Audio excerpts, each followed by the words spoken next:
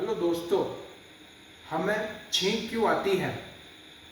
छींक हमें इसलिए आती है जब हमारी इस नाक में धूल या मिट्टी जाती है, उस वजह से हमें छींक आती है। लेकिन क्या आपको मालूम है, जब ये छींक आती है तो इसकी जो स्पीड होती है वो 100 माइल पर आवर की होती है, यानी कि काफ़ी खतरनाक स्पीड होती है। बाई चांस अगर छींक आ रही हो और सडनली आप उसको रोक दो तो आपके जो ब्रेन है उसमें होल भी हो सकता है। ये वीडियो अगर आपको पसंद आई है, आप चैनल सब्सक्राइब कीजिए और इस वीडियो को एंड तक देखने के लिए थैंक यू।